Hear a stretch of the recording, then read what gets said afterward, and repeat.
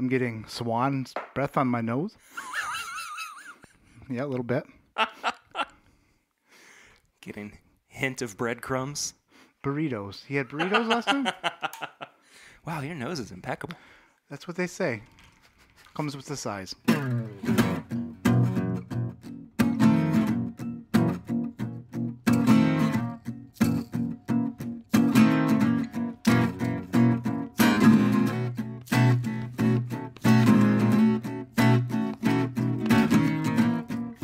Welcome back to another week's episode of This Is My Bourbon Podcast. I am your host, Mr. Perry Ritter. I don't know why I gave myself a title before that. Sir, yes. I am sitting down with a man who is known by many a name. Old Charter himself, ADHD fishing, but I like to call him Friend. Aw. This is Matt Porter. All right, I'm starting to lose count. I think I'm at 3 friends now. Aw. Yeah, it's a big number. Are we getting sad right off the bat? If you'd like to. I don't want to. Perry, if I'm gaining friends, that's happy. That's a good thing. Matt, thank you so much for coming all the way down from Michigan to sit in my little room and talk about something that is stupid cool. Well, thank you for having me here. Yeah, we're going to talk about monster trucks. I'm just flipping it. I'm just kidding. Bigfoot crushed 1,000 Volkswagen Beetles in his day. He's doing time for it. We're going to be talking about Beagle Rare here in a little bit, which you just said to me you hadn't seen this bottle in months, and I find that really kind of cool. It's way darker than I remember. There's been a lot of different stuff that's gone into it over the past few months, and we'll talk about it a little bit later. But first off, we do have to start off with Flying Blind. Oh, of course, because that's what we do here at This Is My Bourbon Podcast. Wow, you're just jumping right into it. That's what we do. I mean, there's no Swan here, so...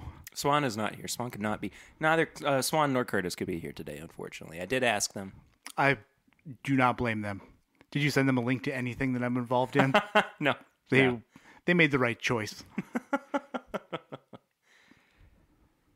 This smells good. This has only been open for a few days. It caught me off guard with the first time that I had it. It caught you off guard. That's different. That has a note in there that I'm not used to, and it zinged me right in the mid palate like a pow. And it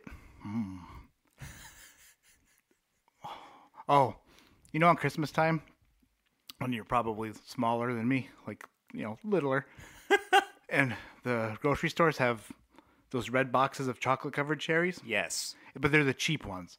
They're not the ones that are like... It's kind of waxy. Yeah, they're like 8 cents, and you get 4 boxes. And then the chocolate melts in your mouth, and then the fake cherry residue gets you right in the tongue. That's what this is. Yeah. Fake cherry residue. Yeah. Are you saying that like fondly or? Oh, I love any like. Okay. Yeah, that's it. Just Yeah, I love that stuff. So our buddy Adam Terry described this to me as being meaty. Meaty. Yeah. Let me. And before before we actually got into the conversation. You right off the bat went, hey, that smells like a rye. Yeah. So I will give it to you. It is a rye. Well, of course it is. But it doesn't taste like any rye that I've ever had before. The nose and the palate are like Shaq and then Muggsy Bogues. They're the... They're the same thing, but they're totally different. I was about to say, I've seen Space Jam. I know what you're talking about, but Shaq wasn't in Space Jam. He wasn't. Muggsy was. Sean Bradley. How about that? The gigantic tall monster. Oh, yeah. Same thing. But yeah, that does not match. Which is a really good example if you wanted to show somebody something that the nose doesn't match the palate. Yeah. Yeah, that's... I know, the nose is almost kind of dusty, I would say. Where the palate's, I mean, really, it's very rich. Yeah. Huh. Every time that so I've had this is my third time that I've had it. Each time that I've had it, it's changed. Okay, I was just about to say that my second sip was completely different than my first. No, it absolutely is. My first my first impression was something really weird hit me in my mid palate. The second time through, it tasted more like a normal rye. Yeah. Like a high proof, like a that is it's over 100 proof. It's got a nice finish. I like this. I think the finish is really spectacular. Still going. Do you want to find out what it is? Or Or do you want to guess first? well, we could sit here all night and let me think about what I would guess. or Or I can just tell you? or you can let me guess. Okay. I told you. You are a mystery wrapped in an enigma. I've heard that, not the exact words. That's most people just say shut up. So I think that you should show me with my eyes. Nope. I just broke 3 things. No, that was my fault. And it was a plastic bottle, so we don't have anything to worry about. We can try this if you want. It's called Lone Hand Whiskey. It's a Tennessee sour mash. I'm gonna have to throw you a no on that one. It says on here, it ain't about the losing, the winning, or the drink. Is that a song? It ain't about losing or the winning or the drink. Turn it. But if you open this bottle, your room is gonna stink. This is dumb. It says turning wrongs into rights. That is a great. Okay, now I want to try it. Filtered through sugar maple charcoal using the time-honored Lincoln County process, aged in charred white oak barrels, bottled with pride for those deemed worthy. Yeah, we might actually have to try this. I mean, that's filtered through nonsense. That sounds like we're gonna regret that after a little bit. You never know. It'll probably, if you read enough of the label, it'll probably tell you somewhere out there. Warning, contains 95% regret.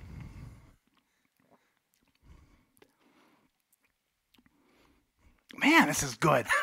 I can't And we're help not it. talking about the lone hand right now. We're no, talking about the flying blind. The whiskey flying is. blind. We're still blind, still flying, haven't hit anything yet. Just show me. It's a town branch. No, it's a branch, short branch.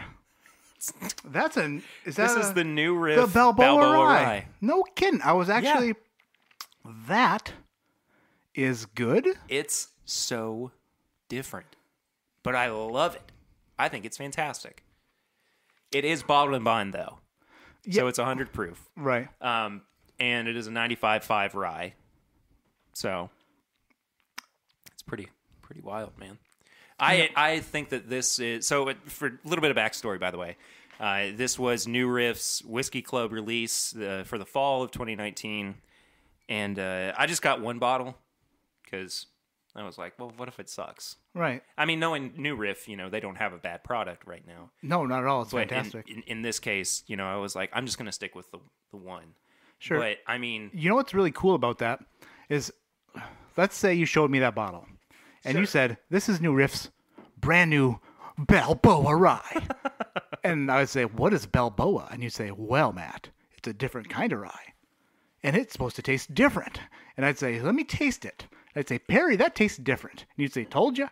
But you didn't do that. You gave me something I didn't know what it was, and I tasted it, and I said, that tastes different. that's the beauty of flying blind. And it's also some good marketing for New Riff because they're like, told you it was different. And he didn't did even a know what it thing. was. I'll take my 13-cent check in the mail. It's delicious. It's all about those residuals. Don't know what that means. Anyway, sounds messy. Look, we're not legally allowed to talk about it on here. I can understand. Yeah. Due to binding endorsement contracts that stipulate you don't mention that. I get it. So that was Flying Blind. Before we get to what we've been drinking recently, a couple of things to talk about up top here on the episode. First off, if you've not given us a 5-star rate and review on the show yet, Go do on that. the iTunes app, please do indeed go do that. That would really, really help us out. I believe you have actually. That's a reviewed the negative. podcast. I don't have iTunes. Oh, that's right. So you know what? I give you a 5-star rate and review On air. On everything else that I have, it's above my bed, above my headboard. It says Perry. 5 stars. 5-star. And then How's it your says, wife feel about that? it's like she's sleeping. Confused? It's a different guy's name above her head. It's totally fine. She likes Totally it. fine. Yeah. But if you have not done that yet, please go and do that. It really does help the show out. Get more people checking it out. Filters into the or works into the iTunes podcast algorithm or whatever. I don't know exactly how it all works. I just know that it does. So if you would like to share that around, and if you can't, of course, review it on iTunes. Telling your friends about the show is also a great way for new people to get listening. So, have you ever recommended people go to other podcasts and leave a 1-star review? It can only help you. no, because I want to be friends with everybody. You can still be friends. I would feel so bad if somebody went to the Dad's Drinking Bourbon. Well, yeah, because they have children, Perry. I'm talking about like the Bourbon Pursuit. They don't need I'm a it. childless married man. Bourbon Pursuit. Yeah, you're right. They're fine, but I like Kenny and Ryan a lot. Do Perry a favor. Go over to Bourbon Pursuit. Leave a 1-star review. Say, go listen to This Is My Bourbon Podcast instead. Yeah. All right, fair enough. Please don't do that. No, don't do that. I want to be friends with everybody. But also, our charity campaign for Movember is still going on. There's a link below if you are interested in donating to that. We have already actually hit our original goal of 500. We are currently at 530 with just a few days left, of course, in November. This is actually coming out the day before Thanksgiving. So that means you only have like 2 or 3 days left in November. Our new goal currently is $750. All that money is going straight to Movember. And if you want more information about what they are all about, you can find that at Movember.com. And we really do appreciate everybody who has already donated. Just a crazy, crazy amount of folks that have gotten in on this. But we really appreciate it. And what's even crazier is some of the donations. I'm just floored by the generosity of you guys. But thank you all so much, seriously. And like I said, the link is in the description below. So please go and check that out. Hey, Matt. Hey, Perry. What have you been drinking recently? Well, you listen to the show. You know how this goes. I do, and the last week I've been drinking water, and water has been good. Bottled water, tap water, filtered water. I've been sampling them, seeing what is what. Right. Before that, I give myself a week break. But before that, I was drinking a lot of Old Grandad 114. Found them buggers on a shelf for $14.99 a piece. What? And I said, "Okay, I'll take some." So I gobbled them up one at a time. One of each, please. That's right, and that's a winner right there. Y'all know how much I love Old Grandad 114, but So good. I haven't had it in a while. Me. Well, it's been a week for you. You're I gonna won't say say me either. You also had we met up at OBC Kitchen for lunch today. We did. That place is It's legit. legit. Sounds the right word. Too legit to quit. No, it's legit. Is like, oh boy, legit something. This is out of this world. You walk in and there's nice people with candied bacon in a cup with peanut butter, and they're like, "Hey, Matt, come sit down, have some peanut buttered bacon." And I'm like, "Okay." And then How did you they're know like, my name was Matt?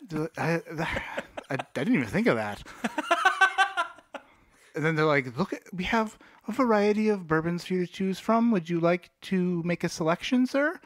And I was like, "I love you." And yes. You also got visibly flustered looking at the amount of bourbons that you could choose from. Well, when you have anxiety going into something, Hey. and then you're like, Perry says, "Hey, I haven't eaten today.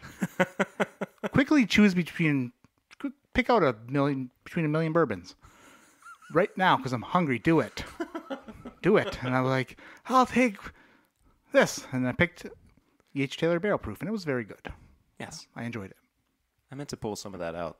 Maybe we'll grab some later on. Well, if but you we've don't, got plenty of it's fine, stuff 'cause to. I see. I'm tripping over bourbon in here. We've got Perry's house is Pretty. tilted one way because there's so much bourbon in one side of the house. We have to provide counterweights. Yeah. That's Might need more bourbon for the other side of the house. exactly. I recently have surprisingly been drinking more beer. Perry. I know. But you know what? Sometimes you got to change things up. But I say that like I really took a deep dive down the rabbit hole. But like last night we went out to a show, and I had my Turkey 101, and I just got a Miller High Life with it. And let me tell you, it is the champagne of beers for a reason. Champagne. Sorry. Yeah. Is that how you say it? I don't know. I didn't take French. Miller High Life it's running rampant where I live. It's everywhere. Yes. Okay. And the Busch lattes, they say, are good. Otherwise, bourbon-wise, though, let's see. I've been not really venturing too far out of the standards. The standards, meaning you're from Kentucky, so standards for me. Four Roses, Turkey. Listener Adam Terry did stop by on Monday though, and brought along his new riff pick from the Nashville Bourbon Society, which is called Slimer. Ooh, those riff picks are fun. Yeah. Saw Riff and Morty today at one of the local stores. And Barry... Do you want to try some? No, I mean, yeah, of course, but no. Yeah. I mean, but no. But maybe. We'll see. We'll see how it goes. We've got so much other stuff to try. There's so much stuff.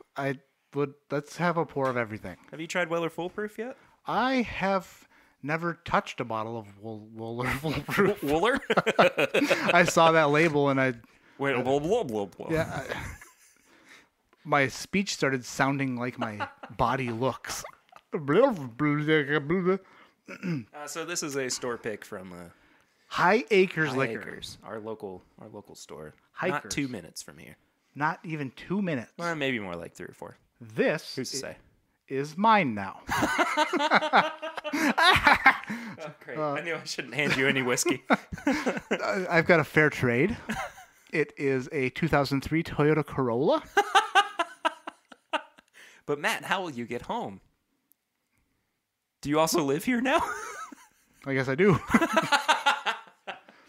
No, that is I didn't know. Have a pour of Weller I Foolproof. can't do. Okay.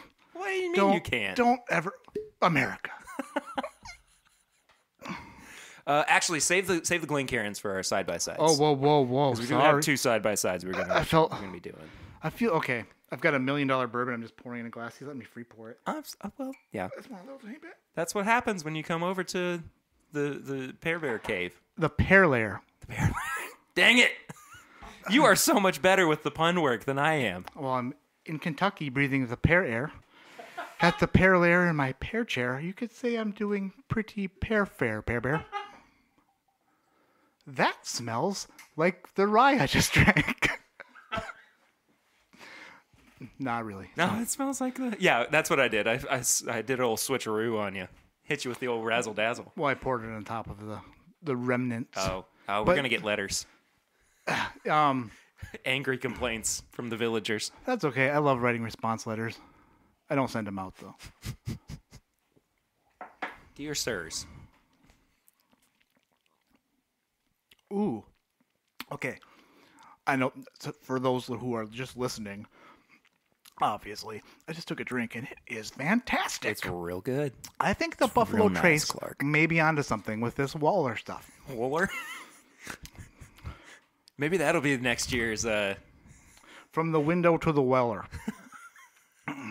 Maybe that could be next year's Beagle Rare is Waller. I think we've pushed the limits Waller. of Sazerac and Buffalo Trace enough. Oh, I think so too. The Speaking of which, we have to talk about something. When I heard Will and the Grease say Beagle Rare right before they started their podcast that was sponsored by Eagle Rare, I was like, that might not be too good of an idea. But hey, we have to talk about something too for a second. we can Because talk about everything. I played an awfully mean prank on you. I played a mean prank on you before that, so I was probably deserved. You did send me a really well-written text message that I read. I hemmed and hawed over.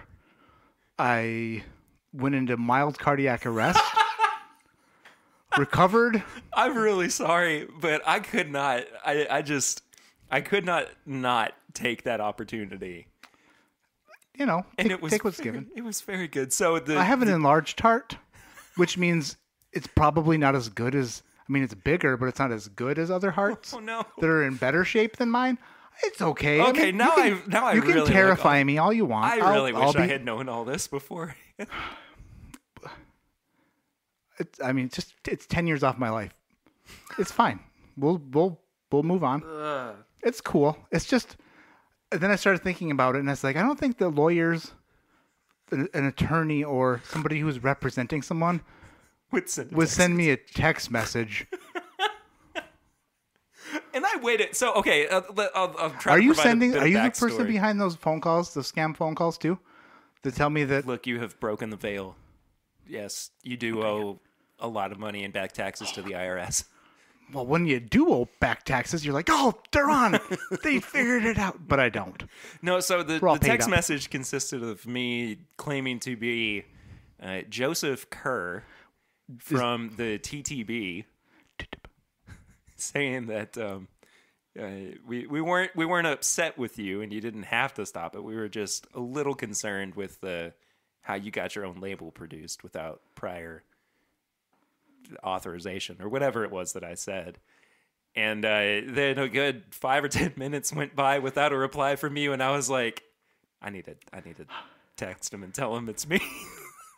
Okay. Full disclosure. You definitely texted me back too soon because you wrote it was well crafted, worded properly. You took some time with it, and I know this because, well, I don't know. Maybe I'm different, but it takes me a few days to word something that good. Well, you all the stuff that you wrote behind Beagle Rare and Old Charter, I mean, that was very well crafted. Just a blind luck. But then I saw I Googled the number and your name came up and I was like, that son of a mother. So I started responding to you with my own version of just my own little, and then you were like, I'm just kidding. It's Barry. I was like, I knew that, but it was funny. So you were going to keep up the ruse, or allow me to I was keep just up the play, I guess. I was trying to think of an object you could stick somewhere, and that would sound kind of funny. It just wasn't. I didn't have it at the tip of my tongue. Fair enough. But before that, I think the first time we ever really communicated, like more than maybe a word or two in chat, was on April Fool's Day when you changed your. Oh my gosh, that's right. I don't even know if you know that was me. Like if you were, I don't think that you put two and two together. Not for a long time. Yeah, you changed your name to My Vodka Pod. Yeah, which was easily my best April Fool's prank of all time. And easily your worst mistake. Because It's so bad. I grasped the opportunity to force Perry into conversation with me by beating some sort of code that was written into Instagram's database of security, and I stole. Actually, I just At changed. My Bourbon I Pod. just changed my name to My Bourbon Pod. Oh, it was. And I had a full-on panic attack And when I I could- saw that you commented on the post. I was like, why does it say at My Bourbon Pod commented on my post? I was like, "That's a good one, Perry," or something like that, and you're like, and then there was an immediate direct message that said, "Hey, buddy, I need that back at the end of the day. I'm gonna please." need that back." But you're lucky that someone else didn't get a hold of Yeah, that. thing. I know, and that's why I'm not doing anything like that for April Fool's Day again. Taught you a valuable lesson, didn't I? You did. And, So after I got the check you sent me, does my name really come up when you Google my phone number? oh, it certainly does. You have multiple. You have other businesses, maybe, or something. You're a veterinarian. Is that what it is? No, you are a practitioner. Proctologist? Practitioner. It's different. Oh, my music. Yeah, that's what it was. Page But it definitely on said your name, Facebook. and I was like, that son of a gun. Oh, You might want to have to. I mean, it's fine. I'm gonna have to take that off. Anyway, yeah. So that was how we started our Well, it's different. texting relationship. It's a problem if you Google your name and your phone number comes up. If you Google your phone number and your name comes up, they would have to have your phone number first. That's true, but yeah. But I guess people would now think, oh, I can go find Perry Ritter Music and I can find his phone number. Well, I But never the good said- thing is, by the time this episode's come out, that is going to be taken off. But I see. I didn't mention Perry Ritter Music. I said you were a practitioner.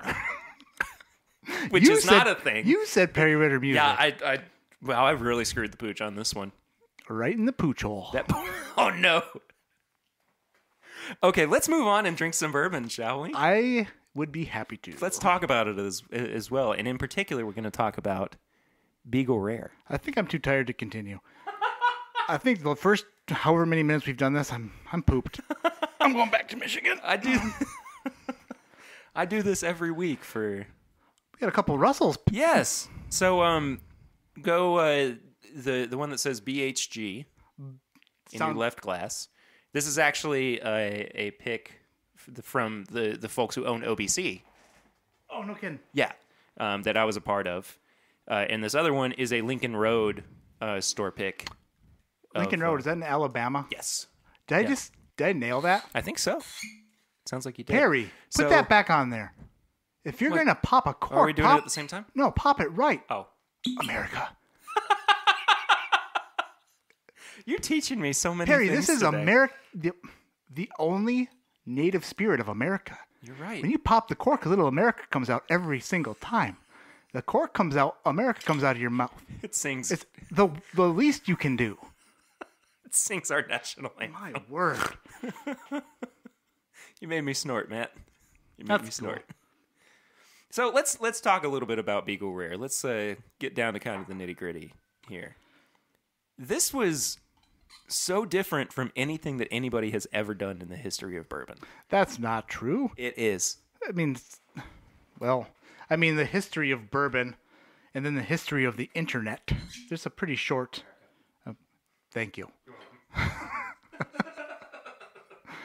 If I can get the world to say America every time a cork comes off. America. It'll be like fireworks all year round. Everyone will just be like America, America, America. I'm just trying to get a little bit of country pride up in here. There you go. So anyway, you started Beagle Rare as just I'm kind of assuming was like this crazy experiment of like just trying to see if this thing could work. Did it feel like that? What it felt like was I consumed so much content. No, Oh, I thought you were going to say bourbon. well, I thought you were going to say food. And we were both wrong. Do you see how I see fat jokes coming and then they just swerve? Yeah. And then they're alcohol jokes. And I'm like, well, no, I consume so much content, like YouTube and podcasts, that I just saw in my head like a vision of people just kind of having fun together and everybody just as a communal thing. Like Yeah. at that point, I knew the community was cool, but I didn't know that it was already tied together that tight. Yeah. So basically, I didn't do anything. I just was like, you guys want to share more stuff? Because I didn't know you guys were sharing everything already. You basically just created content for us, and we didn't even have to really think about it. The thing that we're going to have to think about the most is what goes into this bottle.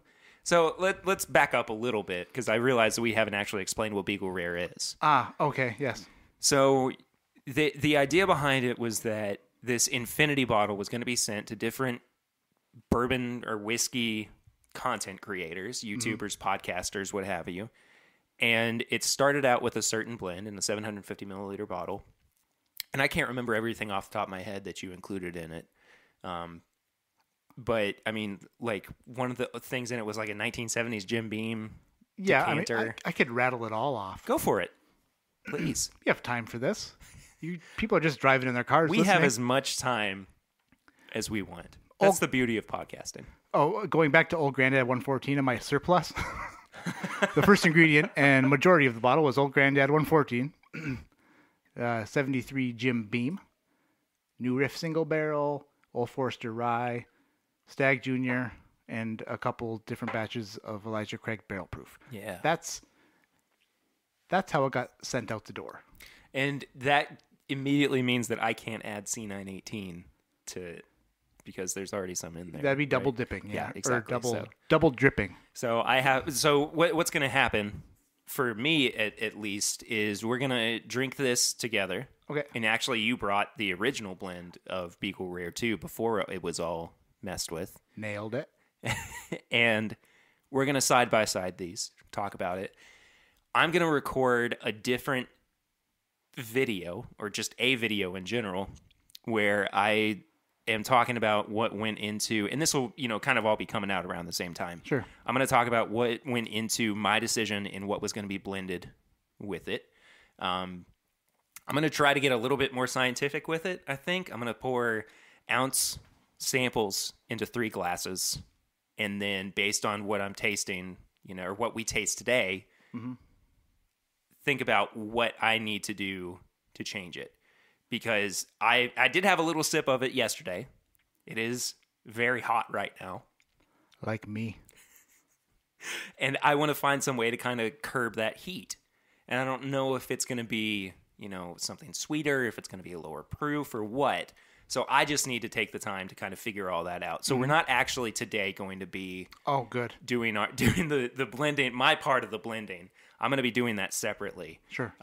But when this episode comes out, which is really just a few days from now, you will also have had a video explaining what all I did for it. So Sure. I've already kind of gone into that and everything. Yeah. But I am just really excited that I got to be a part of this in general. And it's gone through so many other awesome channels already: Scotch Test Dummies, the podcast, Bourbon Blind, Bourbon Sane, rather.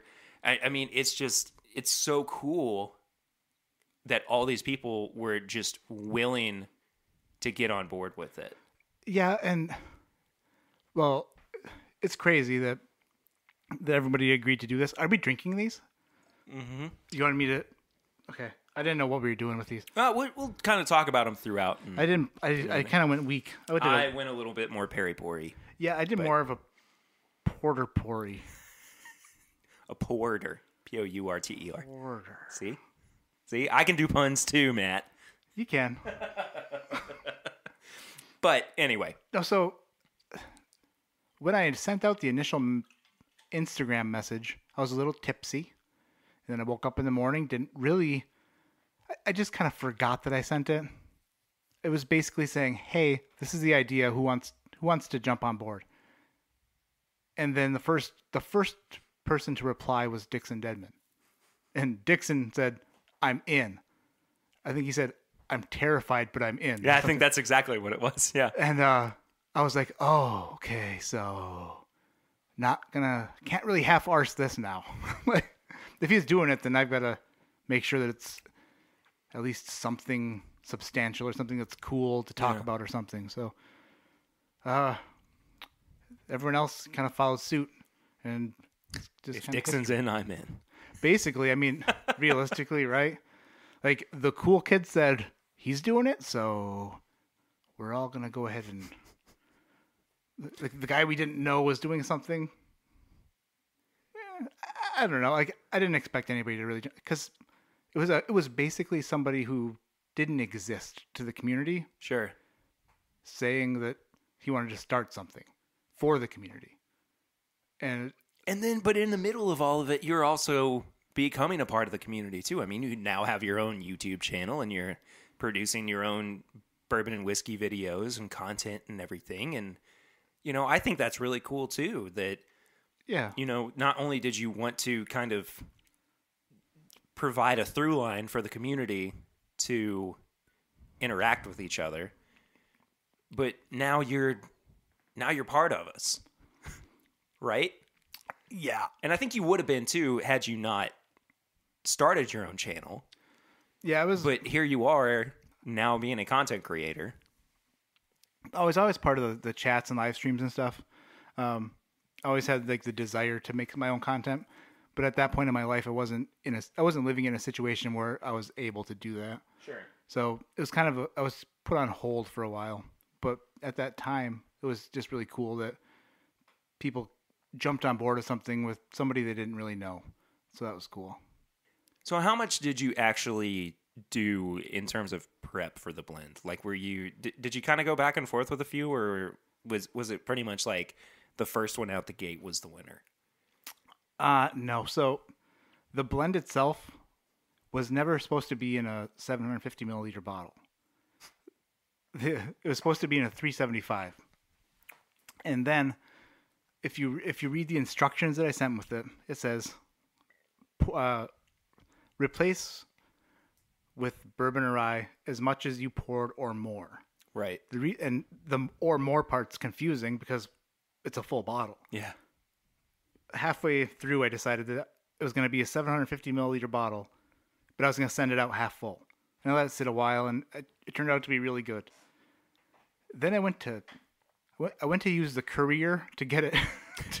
I went to use Old Charter's horse and buggy, and he doesn't like sending liquid, specifically alcohol, on his buggy. And if you fill up a bottle half full with liquid, she sloshes. It makes quite a bit of noise. She makes some racket. And I packed it all in, and I was like, okay, ready to swoosh, swoosh, swoosh, swoosh. And I was like, oh my gosh. So I filled it up with the old Grandad 114 in 1973 Jim Beam. I sent it out the door and said, have fun, buggers. Good luck. Turned out to be pretty good. Yeah, that's what everybody's... I mean, even from the first one. Yeah, oh, and that's where the Old Forester Rye came into. So that was like what topped it off. Right.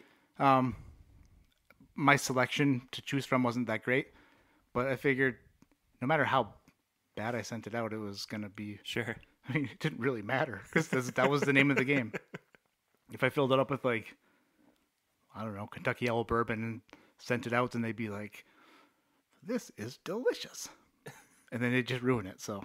So, speaking of Kentucky Owl, Dixon, I mean, is the end point for this. Yeah. That's really cool that he was even willing to be a part of it. Never expected it. I was always thinking that... how do I put it? He was like the linchpin? No, I do not know what that means. You know David Lynch? Nope. Never mind. If that is embarrassing for me not to know, please edit that out. Nah, it's fine. Do you know David Johnson? Ha ha ha. I do. Boom, roasted. No, it's like, let's see here. Okay. Let's say you had to pick a basketball team. Dixon was the star point guard that I thought would not want to play. But I asked him anyway, because if you don't ask, he can't say yes. And first things first, he ripped his pants off, threw some shorts on and a tank top, said, shirts and skins, boys. Do you have it sounds like you have a pretty good understanding of how basketball works. Yeah, 5-on-5. But Dixon's a star point guard. And he can dribble between his legs and behind his back, no look pass. He's a master blender. So he's obviously the most, and honestly too, he's the most approachable, down to earth, coolest guy you can imagine. Like, just listening to that guy talk and just his desire to make his product awesome, and then also his involvement with the community. when I see him, I think that's somebody I would want involved with something cool. Like there's a million other point guards out there. There's a lot of starting point guards. Sure. But I had my eye on Dixon. He was your number 1 draft pick. First round, baby. Well, so hopefully he doesn't like pull his Achilles tendon or something, because that would be bad. Well, I had something I wanted to play for you. I would like to listen to this. So we're gonna turn it over to a couple of dudes here, and yeah. Hello, future Perry and future Matt. This is past Perry, sitting down with a very special guest that originally I had been hoping could have met with us and sat down and talked about Beagle Rare and how cool it is, but unfortunately, with our schedules, it didn't all quite work out. So instead, I figured I'd come and do a podcast within a podcast, kind of play within a play style thing. Guy's been on the show before. So you're lucky enough to have past Perry and past Perry number 2.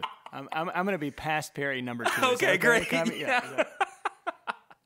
Dixon Deadman, the man, the myth, the legend, I guess. Do you want to be called that? No. Is that too highbrow? All right. We'll just call you the town drunk then. Okay. If that's what everybody else calls me. That works. You've been here before. So this is something that Dixon actually brought up too. The 2 Russell's picks that you guys have in front of you right now, we actually have in front of us. I love that you're as of talking to recording. them, to you all. Isn't that cool? Yeah. This is really, yeah. this is It's great. like, are we talking into the? Are we time traveling with this? Fucking Ebenezer Scrooge just walked in here. The ghost. Oh, that's talking fantastic. to you guys Christmas in the future. past. Yeah, That's this is good.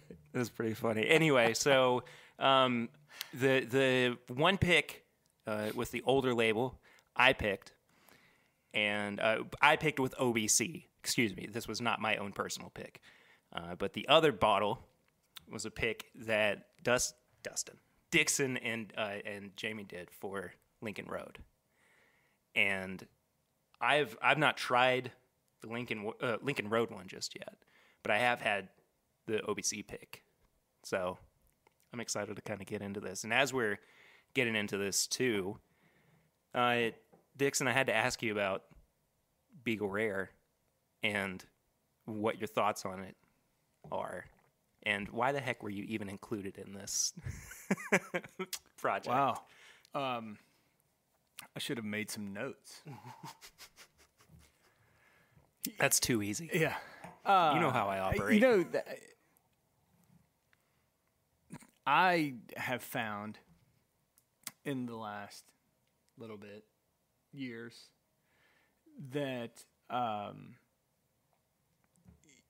as long as, and this is in life, not in, and I'm trying to be obnoxious, but like if you surround yourself with good people and you are committed to not being fake, not being phony, not being full of shit, if your head and your heart and your mind are in the right place, then things that you get opportunities, and I don't know. At one point, I tried to scroll back in the thread and figure out how that whole thing started, and then I don't think I made it that far. But I treasure being included. I treasure being a part of this. I am so humbled again at the way that I'm referenced, and so I don't know personally a lot of these guys, although having watched some of these things, I need to know these guys. Like we need to, you know, I need to spend more time with the you know. Yeah. I'm fascinated, and these people are incredibly talented, and their abilities, their sensory abilities. I mean, it's amazing. They, you know, what they can pull out of this stuff is unbelievable. And as far as I'm concerned, many of them are far, far, far more talented and capable than I will ever be. And I truly, you know, I enjoy every step along, and I'm equal parts terrified and so excited about, you know, when and if this thing ever makes it to me. Hopefully soon. Yeah, and I cannot wait to see what this thing is, and I am so terrified that I'm gonna really screw it up. But I think that's how everybody's felt along the way. No, though. I get it. And I, you know, I just wish that if I screwed it up, there was somebody else I could send it to. Maybe to this guy. But I can't tell you. I mean, what it's. You have no idea what it's like. To go and watch these very professionally made video. I mean, I can't. I have trouble FaceTiming my kids when I'm away. So to make a YouTube video that, you know, and these guys, I mean, they have the bar, the setup, like everything is so, you know, so professional. Yeah. And these guys are sitting there going, and then when this is all over, we're going to send it to, you know, and here I am sitting here going, oh my God, you know, no pressure. Okay. How are we gonna, you know, get, like the whole fake it till you make? I'm gonna really have to. Oh yeah. Oh yeah. I imagine too that at the beginning of all of this, Matt was like, you know, thinking, oh, Dixon's got this real extensive collection. He's gonna really be able to cherry pick from it and go, this is exactly what it needs. Knowing like if you're a librarian, it's assumed that you know the Dewey Decimal System front to back, right? And it sounds like that's the way that you were viewed. Well, before this ever you know, came the around. funny thing about this is that without context, like without a conversation, without a, you know, this is how it, you know, should work. It's like, hell yeah, I'm all in. It sounds amazing. And probably a conversation, for another day, but. You know, one of the things that I was have been talking about lately is that in my, you know, my history and my background and all that stuff, you know, I grew up cooking. I grew up in the kitchen. I grew up, you know, working with food and it's so funny because food and you know is very, it's very scientific, I think. Sure. It's you know, and you go about a recipe, you know, it have to be you're very specific with a recipe. Yeah. And then, you know, as you tweak a dish or tweak it, you know, it's very specific. If you want it to do this, you do this. If you want the dish to go this way, you do this. You add, you know, but it's again, it's very scientific. And in my experience with blending bourbon, it's the opposite. It's more artistic. It's more you. And we've talked about that before. Right. You know, so you put some stuff on, you know, on whatever, and then you kind of look at it and you think, okay, it needs this, and you're like, okay, that didn't really work, so we go in this direction, or you know, and in cooking and that type of thing, you know, 3 + 1 = 4. In blending and whatever, oftentimes. You think, okay, this is the, you know, the basis of this, and I want to add a touch of this because I think it's going to add some spice or some finish or maybe some initial sweetness or maybe some viscosity or whatever, and it does the exact opposite, because Yeah, 3 right. plus 1 in cooking is 4. 3 plus 1 in blending bourbons can be 7. You know what I mean? Like it's negative 2. Right. So it's it's just like that. That is the pressure, not the pressure, but like, okay, this bottle's coming, and like, Yeah. you take out as much or add as much or whatever. But You're doing this. I dare you to screw this up. Well, you're doing this on a much more micro level than you are with Kentucky Owl. I mean, Kentucky Owl, in essence, is a lot bigger Well, I got all than this one stuff, bottle. and I screw this blend up, and it's like, well, trash that one. So- and create whatever. I think I can hear you quivering a little bit. Oh, I'm glad it took you till now to figure that out. That's why we're drinking bourbon. It helps out, and hopefully you'll find something that will, as everybody keeps saying, right our wrongs with this blend. I don't even know what it's going to taste like when I get it. Yeah. Because as of recording this, it's on the way from the podcast, Oh, and well,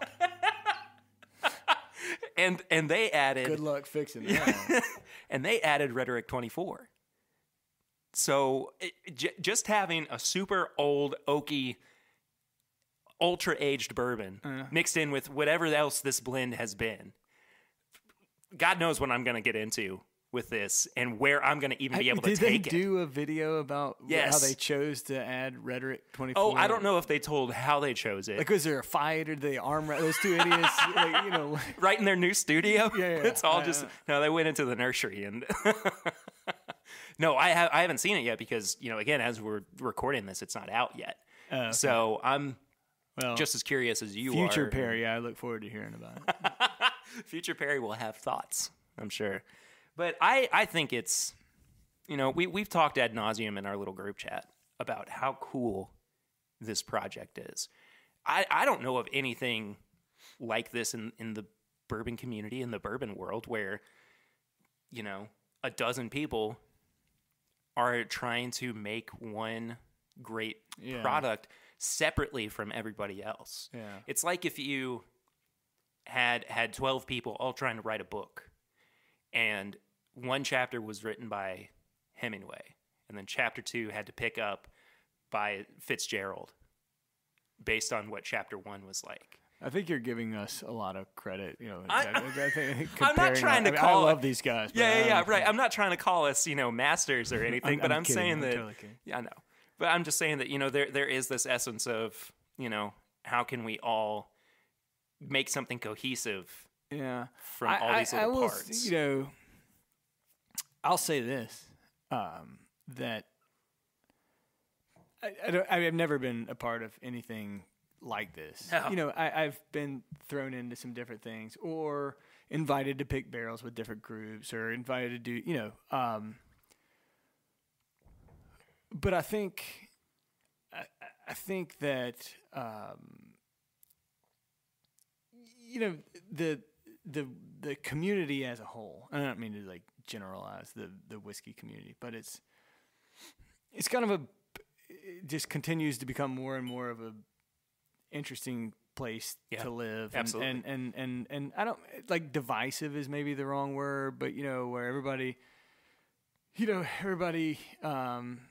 is an expert, or everybody is an authority on this, or everybody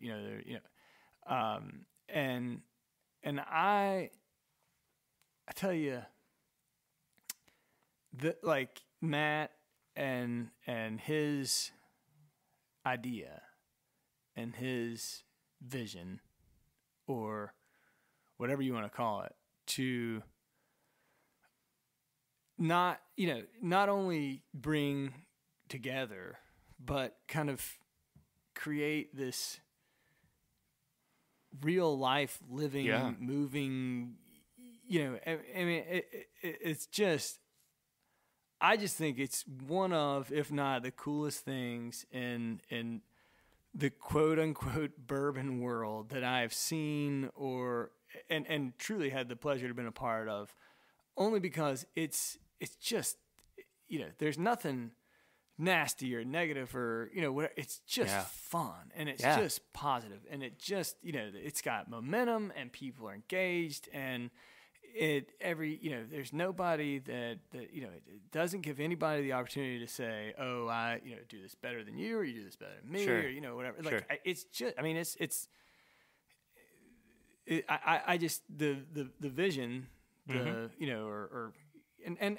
let me be very clear. I mean, vision sometimes is a word used after the fact. I mean, a lot of times you say, "Oh, this would be really cool. I'm going to throw this against the wall and see if it sticks." And then later, everybody's like, "Oh, you were a visionary." And to take nothing, away from Matt or anybody else, but like, I've never seen anything like this. No. I've truly never seen anything that there's everything coming from this, like all the interactions and people getting together and people trying, it's a really remarkable and positive and just a freaking cool thing. Doesn't it make you feel like you're not just a little blip anymore? Like every now and then something happens and you're like, oh, there is this greater awareness of what we're doing, which is kind of nice. No, I 100%. But it's also like there's this can all be more than me trying to justify my ability to say this. I give this bourbon a particular rate. Like, let's do something different. Yeah. Like, let's do something 100%. more fun. Let's engage other people. Like, let's do something that nobody else has done. And he did this. I mean, He orchestrated it, man. well, and the crazy shit on the side of that bottle is, it doesn't get any better than that. You know what I mean? Like, Look, man, just hearing the name Old Charter Distillery. what? Just beautiful. Just so well done. I mean, All of it. All of it, yeah, absolutely. To be a part of it, I have no idea. And like with most things in my life, I'm confident that I was at least the fifth or sixth person they approached. Like I was option number at least 5 or 6. you were behind Harlan Wheatley. Yeah, I who mean, was everybody behind Jim was like, Rutledge, pass, who was pass, behind Jimmy pass, Russell. Yeah. pass. And they're like, okay, well, I know we can find that sucker Dixon. That guy'll do anything.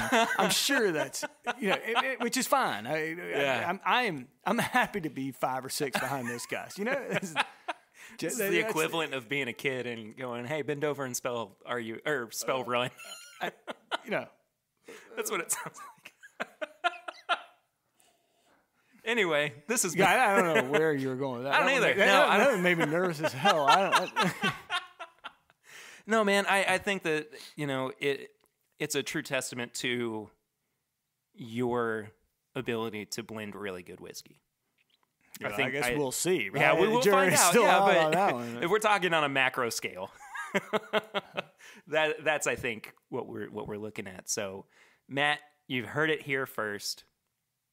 Dixon says he's excited to be a part of this. I am, and also, do we call him Future Matt?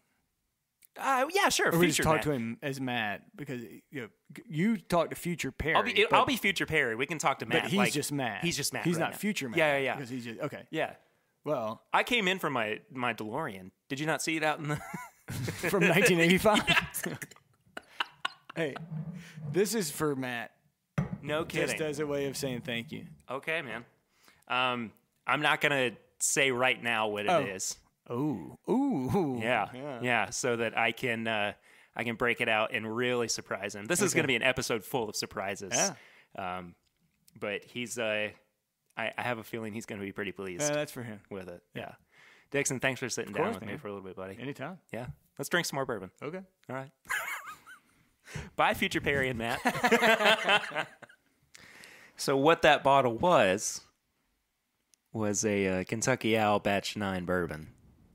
Dixon wanted you to have that, man, just because he loves so much what you're doing with this and the way that you bring the community together and everything. And I will say, having been able to sit down with him and see the excitement that he has for this project. I mean, he really and truly wanted you to have this because of that. And Dixon, thank you if you ever listen to this. I have a feeling he's going to. And honestly, so I talked about it then, but I really was hoping that I would have been able to get him here. And I wanted to surprise you with Dixon, and it just didn't work out and everything. But when I texted him about it, mm-hmm. I said, "Hey, do you want to come? When Matt comes in, do you want to surprise him and sit down and record?" And it was the same response that he gave when your message went out. He said, "I'm in." He said, "Absolutely." No, that guy's he's a busy dude. I got yeah. But instead, Al Batch 9, man. And we had been talking too about, at the end of all this, we all come together and, we get to hang out with each other. And yeah, that'd be that'll be awesome. Yeah. I didn't mean to make you cry. I'm sorry. Perry, Dixon made me cry. You just okay, fine. You just provided the medium. All I did was just deliver the the bottle to you. No, dude, thank you so much. That's it's weird. Like, I have a hard time talking about stuff. Yeah, I understand. It's really easy for me to be a goofball. And I included Dixon because it had nothing to do with his whiskey collection or his... Yeah, and I realize now that it wasn't because of what he could bring. No, but I mean, I can see that. Like, I wanted Dixon... Like, I mentioned his... I didn't expect him to say yes. I mentioned his name because... Just maybe he would say yes. No, there's way more to it, but I just can't say it without crying. Jeez. It's like, I'm going to write it on a piece of paper and have Perry say it for me. Jeez Louise. This is brutal. I am sorry if you're listening. No, I always felt like more of a connection with his story. Yeah. And I know that like I wrote like a short snippet at one point in our thread amongst everybody who's involved with Beagle Rare. He grew up in a family who had the Beaumont Inn. I also grew up in a motel. Mm-hmm. Like, I grew up in a family, like, I was on the property, like, interacting with guests, like, seeing how hospitality works. Yeah. And then moving on from there, like, I ended up being a second generation innkeeper, and I ran my parents' motel business for 4 years. Until it became a profitable business again and they were able to sell it. Yeah. So, basically, just going back to his story about Kentucky Owl, yeah. He wanted to make his grandfather proud. Yeah. I think he said that his grandfather always told him, like, when I won the when I win the lottery, he's gonna I think he said buy a limousine and then restart Kentucky Owl. And then when Dixon had his meeting with the distributors and it all went well, he had to cry with his dad because it happened. Like, he did it. Yeah. Well, this will all come full circle, I promise. I think I see where it's going. It's gonna. So, my college career ended, although very late. It was many years of college, like 1,000 years of college. I didn't know they let us go that long, but it was short. I didn't finish my business degree. I didn't get my degree so I could go and rejuvenate my parents' hotel. It worked well. They were able to sell the property and be out of the business. Excuse me, so they could retire. They were able to retire without having that over their head. Basically, everything went well and good. Well, when that sold, I thought finding a job would be easy, but it wasn't. Like, it's been really hard. Like, I make jokes about being a bus driver because that's not what I ever envisioned myself being. And there's nothing wrong with being a bus driver. Like, I drive a bus. I know you do. I know you do, Perry, but you're more than that. Like, that doesn't. So basically, I never envisioned myself doing. I always expected more from myself. And I'm still looking for more. So it's so weird because the Beagle Rare idea came to me when I was driving the bus. Like, That's how it started. And I never imagined myself driving to Kentucky to be on your podcast. Like, as cool as that sounded, like, there was absolutely no reason for that to ever happen. Yeah, but here you are. And that's crazy. And then in my head, I envision a time where something down the road is going to happen where I have that moment, like with my dad and with my family. It's like, we did it. Yeah. And it's still coming full circle because I always told myself that one day I was going to buy a bottle of Kentucky Owl. And then when that moment happened where I was like, aha, like, we did it. Mm-hmm. Like, I can do more than what I'm doing now. Sure. And like, I feel I have tools to do other things, but like there's something better for me out there, something that can support my family and make me a better dad and a better husband. And I'm looking every day, and all I'm saying is, like, when that moment happens, I'm gonna pop the cork off that son bitch. I'm gonna yell America, and I'm gonna celebrate. Like, I have a bottle of Kentucky Owl now from Kentucky Owl damn South. My gosh, like, what a crybaby. Jeez, put me on Oprah. Oh, man. Dixon, you made me cry for 17 hours. This is why I say it's so much more than just about bourbon.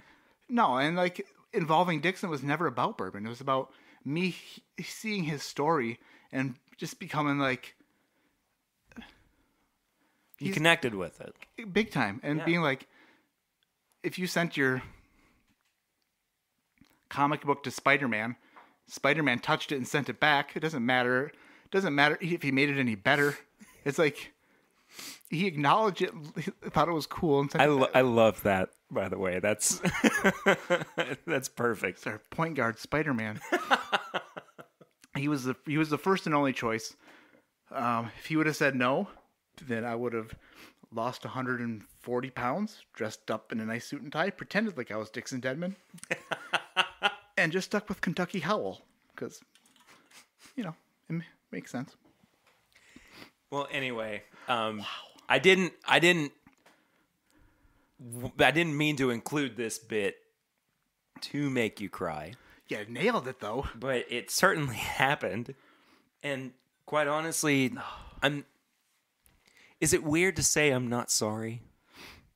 No, I mean, because this is what is important to me, is that we're able to indulge in this experience together. There was no vision. Like you said, there's no, but it's part of that story. Yeah, absolutely. Like, this bottle was thought up by some guy driving a bus wanting something better. And that's it. Like, after Dixon said yes and everybody else said yes, and I was like, oh, it looks like I got to make up like at least a halfway decent label. And so with the label, I made a label. I obviously borrowed some sort of font and other things from people who may have had it before me, and I made a label, and then I wrote Old Charter on it, and I was about to send it out. Mm-hmm. And then I said, that doesn't even make any sense. There's literally nothing else in the bottle that says Charter. So about 20 minutes before I sent the bottle out in the mail, I wrote the Old Charter story. I was like, what does Charter even mean? I was like, how can you... I like it, but it doesn't mean anything. So the whole Edward Trailer, Beagle Rare, Old Charter Distillery. And if you want to hear all that in full, so many of the other whiskey tubers have gone through and read that and everything. But, that's not...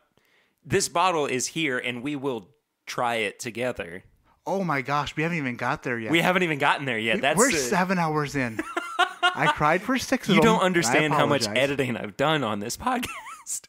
No, I mean, we're gonna try this together. Future Perry's mad because Future Future Perry is probably listening back to this and also crying. Dude, oh my gosh, I almost broke that. I have a bottle of Kentucky Owl Bourbon Batch 9. I've never seen a bottle of this. This might be fake. It might be. I would not know. It is 100% real. It doesn't smell like Dixon. I'm just joking. I know. I'm kidding. I'm joking. You don't have to prove nothing. I was completely kidding. Oh, you got a fake too? Yeah, I actually. No, dude. This is something that. Okay, I know that bourbon's supposed to be drank, and it 95% of my bottles are open. Yeah, but this son bitch, it can stay closed as long as it needs to. It is going to be. I'm gonna enjoy. Oh, I'm gonna enjoy it, and I'm gonna enjoy it so hard. But I'm gonna enjoy it when I deserve it. Well, after we drink some Beagle Rare, I do have an open bottle, courtesy of Dixon, that I would love to try with you as well to close out the show. I will not tell you no, even though we will do it's that. a very expensive bottle. It is. Like okay. I know. That thing is so pretty. Like it's a hoot. A hoot and a holler. So it was important to me because you were coming into this space, right, where I got to talk to you about this, and I want you to know too that this is such a big thing for our community right now.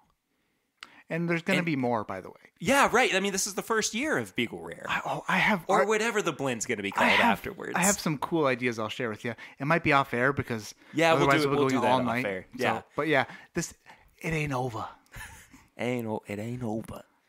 But it was important to me to let you know that this has not gone unnoticed. That's super cool. And Dixon did that to the umpteenth degree, and I really do wish that he could have been here to tell you that himself, but my goodness. Remember how I told you I have an enlarged heart? If I walk in and you and Dixon are here, I'd be like, how close is the nearest hospital?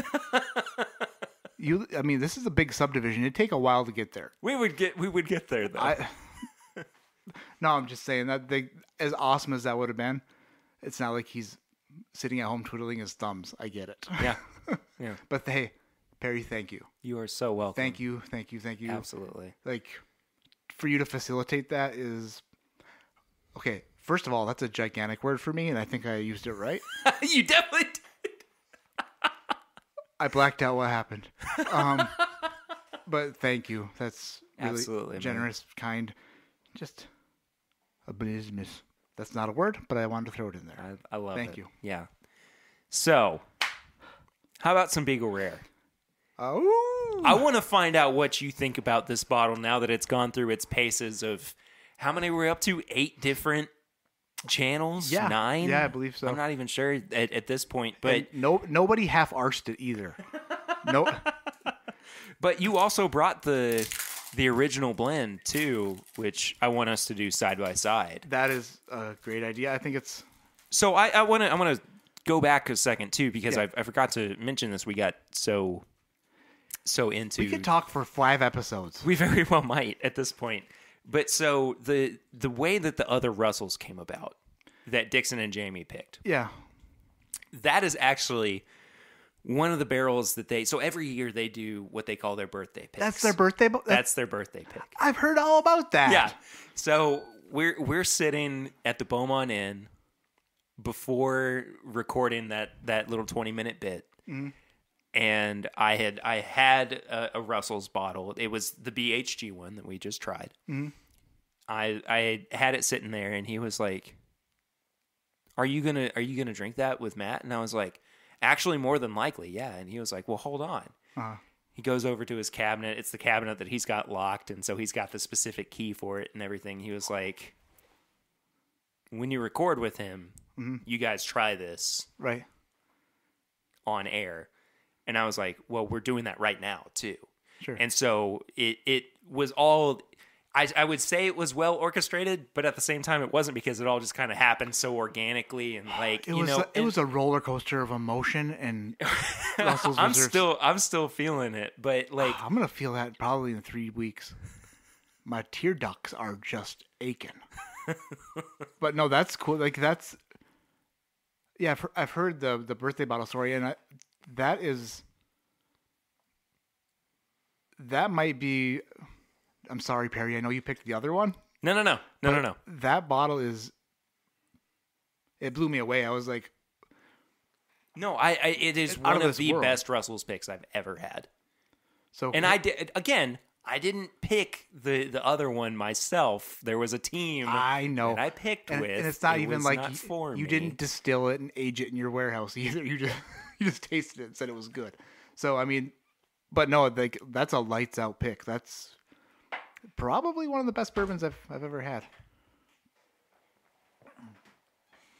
I will not disagree with you on that. So we'll go. Nailed it. Oh, you're doing the wrong glass. We're going left to right, old to new. I mean, you can switch whatever you want. I don't care. I just hit Perry's button. That's that. I have a weird OCD about orders. I just found that out. You know what? I think I just found that out with you, Matt. Like, okay. Are these glasses identical? Whew, no, I just I need a moment. Are they I'm the same? sweating now, and I need to come down from that. Worst case scenario is I've got to put this glass right here. No, right? And I'm very sorry about that. No, totally cool. I'm surprised you haven't kicked me out yet. I would have probably called the police already. Oh man. This is what I made, and the other is what everybody What else. everybody else has decided they're going to. Here. Then you have enough for the end, so you can sample Yes. when it's all done. And sample, I will. And I definitely like. I'm probably going to wind up taking a little bit out of the current blend as well, just for the sake of comparison. And There were very few whatnot. rules, but and yes, I'm the majority of the rules are Sorry. make sure that as much as you sorry got. to discipline you again, Perry, but America. I'm sorry, we got awfully deep into the. Too deep for your country. Not at all. All right. And this cork, by the way, stood up. So It really did. and I'm surprised that you didn't go with synthetic instead of as opposed to the regular one. I don't know. The bourbon works, man. it wasn't part of my vision. We've had a lot of things going on. That's a callback. Also, I just want to say, I just now noticed Well, not now, but in the middle of listening to Past Perry and Past Dixon, that you're wearing the Neighborhood Spirits competition shirt. Oh, it's totally legit. Neighborhood Spirits competition, double goal, baby. Winner, winner, chicken dinner. Winner, chicken dinners. Which actually, the Beagle Rare bottle, it holds that title of double gold. It does. Yeah. Some of the judges were not. They didn't agree with its standing as double gold, but oh, that's right. Wasn't one of them an ascot wearer? hypothetically, Oh, okay. what are other words that mean fictitious, fake, not real, but definitely happened? I like the word sure. Because it just ends the conversation. Supposedly, Schmed Schminnick didn't really like Beagle Rare, but the other judges who were named Benjamin Franklin, they were able to persuade him to award Beagle Rare the double gold. So I have in my hands, in my left hand, as I wanted us to both do, as we found out my OCD dictated, is the original blend of Beagle Rare. And in my right hand is the current blend, which has gone through many, many paces. Most recently, the podcast, where they added Rhetoric 24 year. Yeah, in this blend, there's a whole slew of different things that were added. Notably, E.H. Taylor Barrel Proof, Lot 40 Cask Strength, Booker's Rye is in here. I would say that they smell like the same kind of DNA. Bourbon? Yes. They smell like bourbon. No, but they seem to definitely have, like, you can tell that things have changed a little bit with the current blend. Yeah. But I think that when you really compare the two, they smell like they could have come from the same distillery. Old Charter. Yeah, they did. Yes, they did come from the same distillery. Yeah, You're right. But yeah, I mean, at Old Charter, they've been known to blend some great The stuff. current blend is a lot hotter on the nose. It's hotter, and it's also has I think like a deeper aroma. Like if you were to, I could agree with that. and the original blend, I believe, is actually, I don't know what you mean by hotter, but I think that the original blend is more astringent. Like it smells more like a. Interesting. Right now, we are just smelling bourbon, and you are listening and loving it. You know what? You didn't tune in for. Here. We're not talking about. Apparently, we were going to originally talk about monster trucks, but Okay. we're not here to talk about monster trucks. If the listeners are paying attention, I'm holding up the original blend to the microphone right now. Just take a big whiff. You smell that? That's the original. Okay, now get some fresh air, and then now the new blend is being held up to the microphone. Take a smell and see what I mean. A little bit different.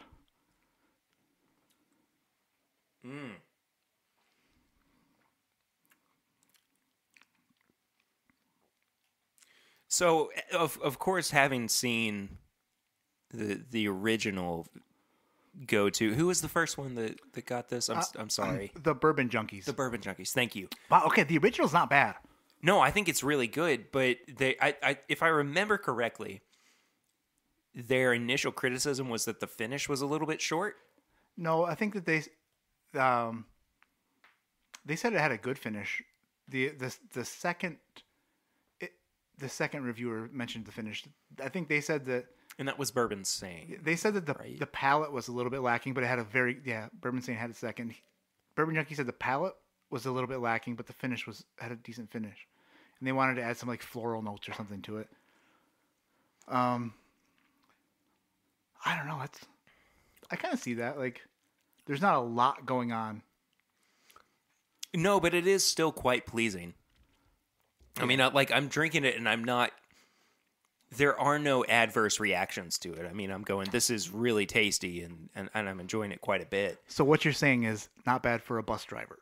Not bad for a bus driver. All right.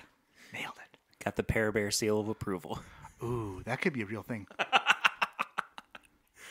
Bottled in... No. Now, bottled in fraud. Approved by the PBC. Yeah. Fair Commission. committee. PBC. It is still hot though. Yeah, And it I is. think that's what kind of consistently everybody said it is really high proof and it drinks really hot. Mm-hmm. And it's still kind of like on the finish. Well, not really even on the finish, just as it's kind of lingering in my mouth. It feels like I'm kind of breathing fire. The original. I'm feeling like it's just evaporating off the back of my Very tongue. cinnamony. Yeah. Oh yeah, for sure. It's like a Trident sugar-free cinnamon. I mean, honestly, yeah, that's Yeah, not wrong. not to be confused with Extra, which is different. It's Trident. www.trident.com. Speaking of fruit, though, the nose on the current blend, Apples? I think it's very fruity. I don't even know if it's apples. Oh, it is. Okay. All right, but what kind of apple? Are we talking Fuji? Or are we talking something that's not Fuji? It's a Red Delicious Okay. hybrid. Granny Smith? Hybrid. What's the worst kind of apple? Rotten. Rotten apples are the worst. Don't. And the best? Ripe. Okay, we're done. Great conversation. Don't you love it when people are like, okay, there are some times where I'm like, that smells like a red apple. Mm-hmm. But like, when people get super specific and they're like, ew, it's a apple you've never heard of because I'm sophisticated. Because they go to a different school. Oh, I went to Trader Joe's yesterday and I learned about apples that came from Apple Land you've never heard of. They were in the back room. Allocated apples. You have to ask for them by name, but you don't even know the name. Matt. Current blend. Is currently going down my esophagus and pleasing me. It's ridiculously good. Okay.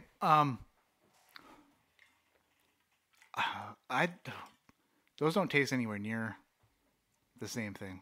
Because they're not. Again, well, no, they're not. But again, like we're going back to our flying blind, comparing the nose to the palate. Mm-hmm. I don't think that the nose on this really matches up with the palate. I think the palate is a lot like more savory. Yeah, yeah. But the nose is so full of those rich, sweet notes. Mm-hmm. And this is... what am I supposed to do with this now?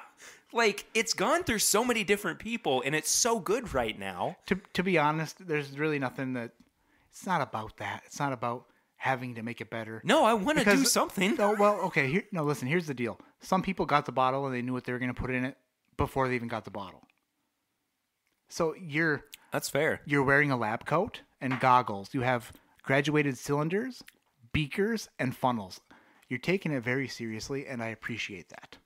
Because I want this, and I know that it's got more people after me. Oh, I thought you meant after you. Like you were, like they were coming out to get you. No, there are a lot of people who are after me right now, but I'm not allowed to talk about that on air. Who's to say my name's even really Perry? Anyway, it's not. It's Terry with a P. No, but it's so good right now. But I do agree that it is hot. And I want to find a way to kind of curb that and make it a little bit more delicate, right, I guess, while still being really flavorful. Since we're being scientific. Sure. I don't think that it's proof hot. I think that it's graduated to rye spice on the back of the tongue. Think so too. It's very rye heavy. And there's been some ryes added lately. Booker's Rye, Lot 40 cask strength, and Michter's barrel strength rye have all been added recently, which is really giving it that kick. Can I tell you something that's not in there? Sure. And this is not a what's the right word? Suggestion? Oh, why did that come? That took a while to come up with suggestion. But like I said, the bourbon works. It works. There's nobody's added a weeded bourbon. And I was kind of thinking about doing a weeder, and I might wind up doing this Weller Foolproof, but I also like. That's is your bottle, baby. You do what you want with it. This is where things get really muddy for me. It's like it's also been a while, really since the initial blend, that there's been anything dusty in there. Right. Right? And dusty bourbons are so mellow, but still provide a lot of flavor. So I kind of was thinking maybe do something that's special to me and use my birth year turkey bottle. Right? But at the same time, I don't know if that's going to be right. And so like that's why I want to do these kind of tests Sure. where I have different glasses for different blends. It's fun. It's experimental. You're learning. Exactly. And it's an excuse to drink bourbon. As Dixon said, 3 + 1 doesn't always equal 4 with bourbon. No, not at all. But it's also kind of cool because people who are consuming this on a daily or weekly or whatever basis, they're expecting, like they're waiting for the next batch of whatever to come out. This new Kentucky Owl batch, they drink it and they say, batch 9 wasn't as good as batch 7, or I like batch 6 more than batch 8, but like they don't know how hard it is to fix it until now. Like, I know true. that like people aren't necessarily trying to meet a profile. Like Dixon just mixes something different each time. Yeah. But people who are like Elijah Craig or something, it's impossible to make the same thing every time. You're blending different stuff. So in order to get more oak or more this or more that, Oh, yeah.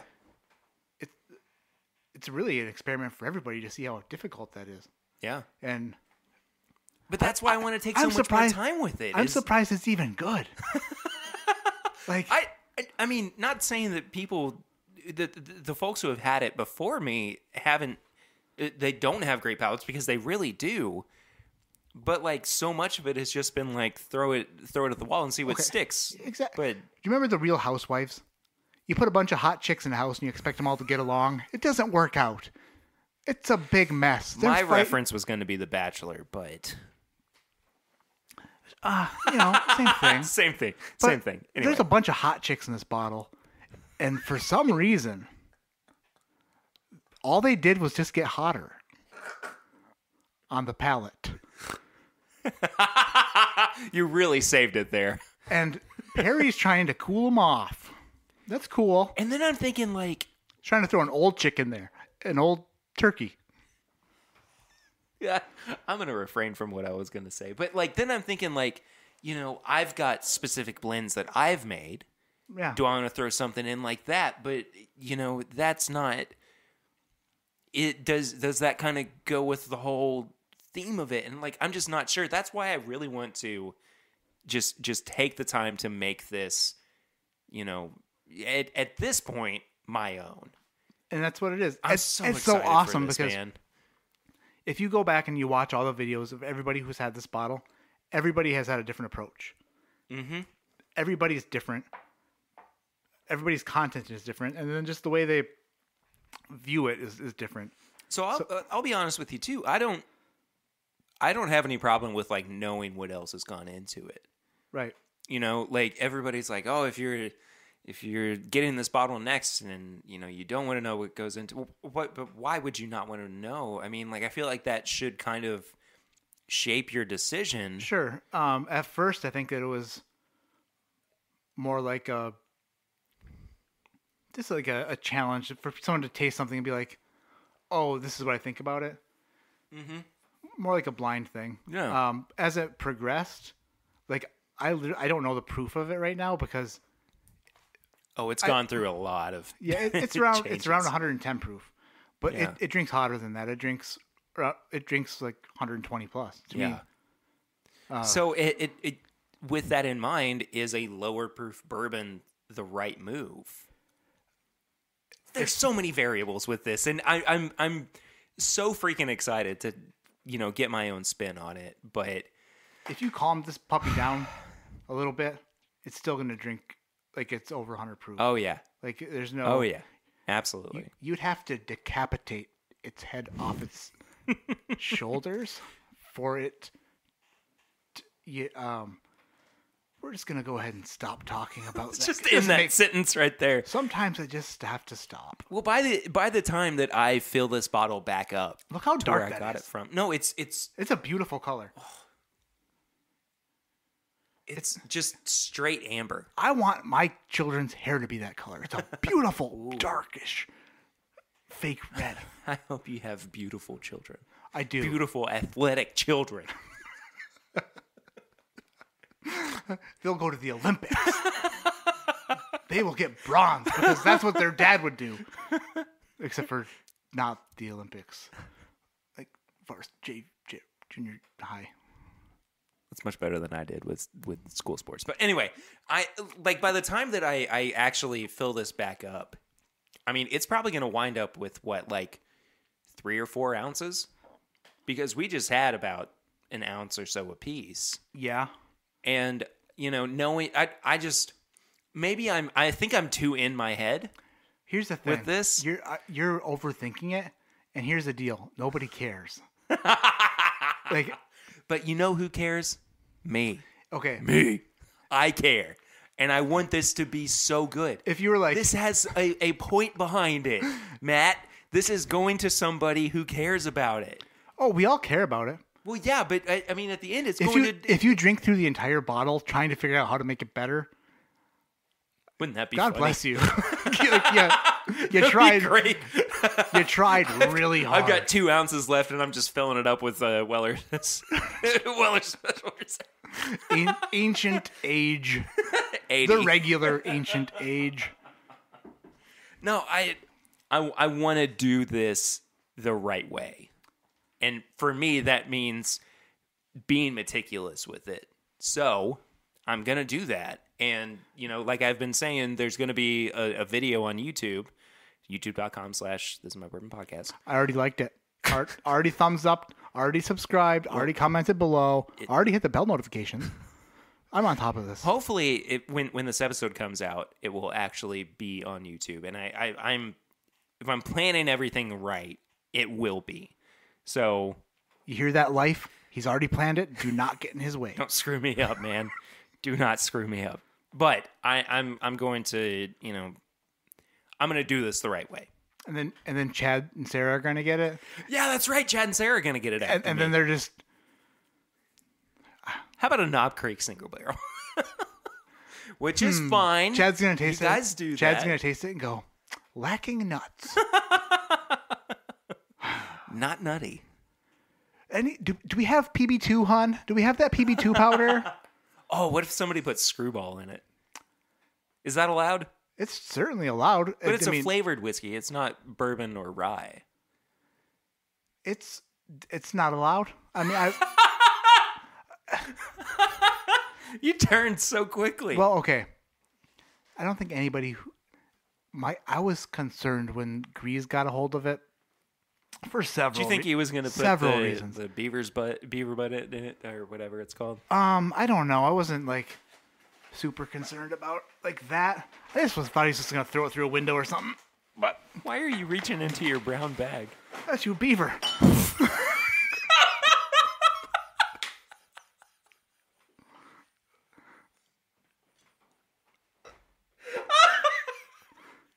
Is that the Jim? No, that's an Ezra Brooks decanter. This 1972 12-year Ezra Brooks.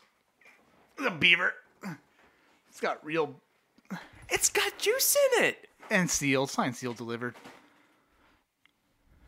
What? Wait, what? Whoa. What? Why am I holding this? It's yours now. Are you freaking kidding me? No. Dude, 12 years old, 90 proof old Ezra Brooks?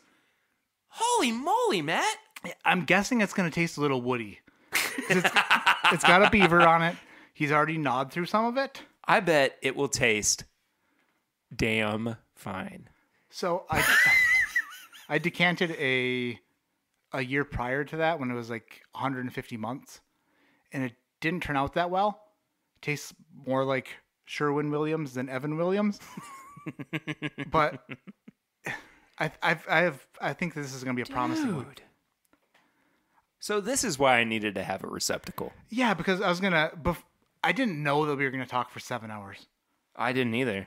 I thought that we were just gonna, get in, get out, and be done. I also but- brought a circular saw in case we needed to get into it. Not joking. It's in my bag. Ready to rock and roll. I believe you, dude. Thank you so much. heck This yeah. is That is courtesy of Rhinelander, Wisconsin, where apparently every single decanter ever created went to. this thing sounds full too. It is full, yeah. It's full to the tusks. Is that what beavers have? Do beavers have tusks? I almost said gills, and that wouldn't have been... Whatever tusks is closer. I don't have words for this. Thank you so much. My goodness gracious. Who knows if it's going to turn out okay or not, but it's... I don't care. It just the fact that I'm sitting here recording an episode of the podcast and you're in the background of this photo that I'm taking. But you said, you mentioned the beaver gland stuff, and I was like, oh, perfect segue into a beaver decanter. That just Now, promise me one thing. yes. You know the first rule of decanting, right? You watched my decanting video. Yes. What's the first rule of decanting? shoot. Oh, he didn't watch it. It's okay. Okay. First rule of decanting. Yes. Don't tell yourself decant. Tell yourself decant. Yeah, that's right. I remember that now. Yes. Thank you. Well, we will decant this maybe Some while other you're here. Oh, okay. Well, that's Tonight. cool too. Let's do it. We can do that. Yeah. So this has just kind of been a mishmash of different conversations and everything this episode, but Here's the thing. I feel like we're friends who haven't talked in a long time. We just have a bunch of stuff to talk about. we really do. I got a beaver in a paper bag. That Nah, doesn't sound... I'm saying.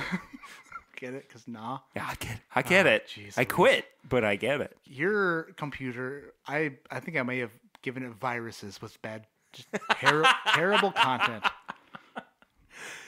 Ransomware. Well, I figure we'll go ahead and wrap everything up, but before we do, we do have tips and bits Tips and where we bits. recommend things. It doesn't have to be bourbon related, but it can be if you are interested. It can be bourbon related. It can be but it bourbon doesn't have to related. be. I have a couple things. Okay. First of all, if you do enjoy bourbon, and I hope you do, otherwise, you just Did you click on the wrong show? you just wanted to hear a fat guy cry. Which is okay, if it makes you feel better. Shed some tears, didn't I? Well, One or my two. tips and bits, Perry. If you're interested in bourbon, the bourbon community on YouTube is growing. It's really... Yes. It's kind of a cool little community, but I'd say if you had to check out one channel just to kind of get into things, go over to the Bourbon Junkies. Dan and Sean, they're a couple of really, really cool guys. They're very super generous. They're awesome. They review whiskey. They just have a really good time.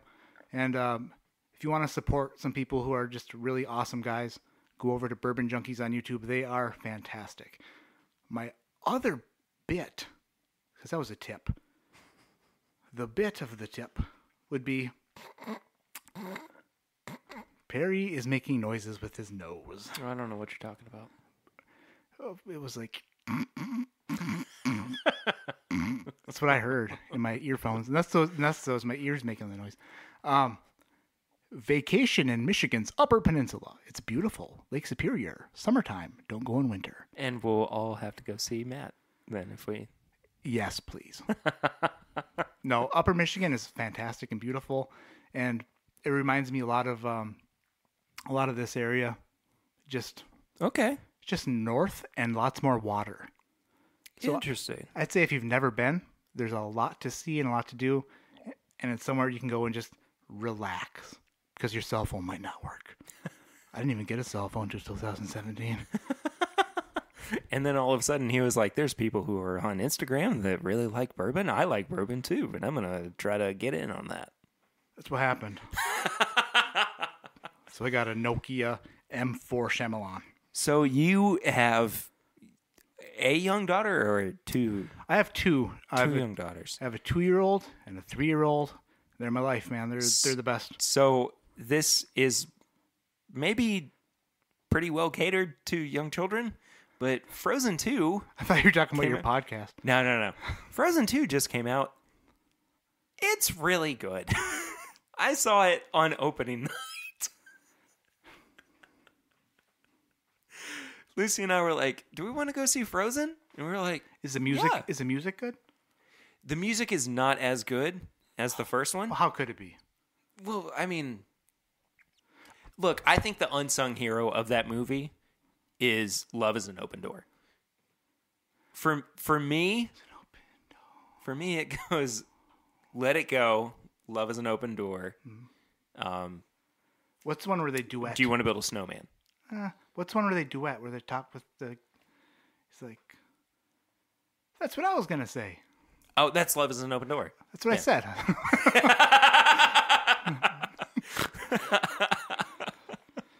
Feels like we finish each other's. Sandwiches. That's what I was gonna say. Anyway, yeah. Frozen 2 is really good. I really enjoyed it. Which is just, I never thought that I was going to say that out loud. But it's good. It's a really good time. And then also, we did watch... some murder movies on it. Just kidding. We did watch the new Lady and the Tramp that's on Disney Plus. There's a new one? Yeah, it's quote unquote live action. Oh, wait, yeah. I think that was on at my house the other night. There's so much stuff. There's a lot of content out there right now. YouTube is a big, scary place. Yeah. And before you know it, there's toddlers watching grown men in orange suspenders play in bounce houses. I don't know what you're talking about. His name's Blippi. I thought we were going to be talking about Ryan's World. Or Blippi drives a whatever. Lamborghini because Blippi makes a lot of money. Blippi's making more money than Pear Bear is. I saw your Lamborghini, and it's not a Lamborghini. Speaking of YouTube videos, though, this will be my last one. So I've talked about how good the Watchmen series on HBO is, and Screen Crush on YouTube has some really good breakdowns. If you've been watching Watchmen, who watches the Watchmen, Matt? Men, But if men do.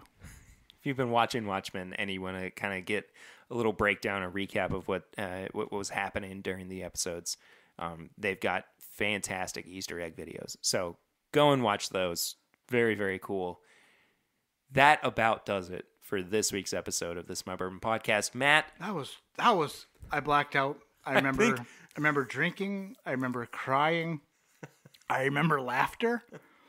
I remember peeing my pants, and then I remember it drying up. well, that's just a basic week of the show. For sure. Hey, can I? Have you met Swan? I have not. You need to. I do. Yeah. Is he hissing? Is he? Never mind. That's Those are just bad. geese. Can I plug my YouTube channel real Yes, please. That was what I was about to say. Is go ahead and plug whatever you want to. quick? I know. I wasn't thinking of myself at all. Yeah, you can find me on YouTube at ADHD Fishing. Yeah, that's fishing, ADHD Fishing. I've just figured why change it. If it's about whiskey, it's about bourbon, it's about just fun and whiskey and bourbon, but it says ADHD Fishing because I'm hooked on bourbon. Boom, roasted. Or Oh, I nailed get it. Or something. I get it. Yeah, you get it. Also, ADHD Fishing on Instagram. My phone number is... I'm just trying to keep Harry here all night. That's all. We've got more to do, more to drink. Okay. Well, if you want to follow up with me personally, I am at PRitter1492 on all social media channels. If you want to follow up with the show, it is at My Bourbon Pod on Instagram, Facebook, and Twitter. As we said at the top of the show, if you could give us a 5-star rate and review on iTunes, that would be fantastic. It really does help new people check out the show and find out that, other people are listening to it and whatnot. If you have not yet joined our Facebook group, you can head to facebook.com and search for This Is My Bourbon group. And it is a really fun little community where we just kind of talk about bourbon and what's going on with the show and everything in the news right now. Also, as I'm doing all these plugs, I'm slowly holding the Beaver decanter closer and closer to me. He's warming it. So, yeah, it is quite cold. It is quite cold. It was in an automobile, and it's cold outside. That's all right. Bourbonshop.threadless.com is where you can find all of our apparel and merchandise for the show. There's some really cool designs that are up there. There are always new ones being added. So if you have not checked it out recently, definitely go back and see what is new over there. Our charity campaign, of course, is still going on at Movember.com. The link for that page is in the description of this episode. So if you are interested in that, just definitely check out that description. You know, my words get worse and worse as I continue on. What he's basically trying to say is that Matt is going to eventually need some mental health support, and if you donate to Movember, it could potentially go to help support Matt's mental health. You know, and it helps me out too. It helps out with awareness of mental health, and you know, as I've said 1,000 times, I make no bones about it that, you know, for years I've dealt with anxiety and depression, and you know, it's just a part of my story. And by doing this, I wanted to, you know, help other people out. So there you go. Give him all your money. It's not me. It's Movember. Give Movember all your money. And then last but not least, if you have not yet become a patron of the show, you can head to patreon.com/mybourbonpodcast for as little as $1 a month. You can support the show financially, which really does help us continue to do this show every single month, every single year, and I guess every 100 episodes now that we're, you know, that far into it. And give him all your money. Now it's appropriate to say that. All of it. Do it now. Put it in the bag. Things are going to ramp up a little bit come December 1st, so just a few days away. If you are on Patreon, be aware of that, and we're really going to kind of dig down into what makes that community so cool, and you know, you're really going to start seeing some benefits from being a patron over there. I think that does it for this week, Matt. That was amazing. I loved it. Buddy, thank you so much for coming and hanging out with me. Thank you for having me here, dude. This is the coolest. It's the coolest thing I've done ever. Ever? Wow. Coolest thing I've ever done. Goodness gracious. And that's a lot of pressure. I have surfed 300-foot waves with socks. Everything else is downhill from here. Yep. Well, on that note, this has been... That's not how I end this show. Never do. You just... Well, on that note, my name is Barry, and this is My Bourbon Podcast.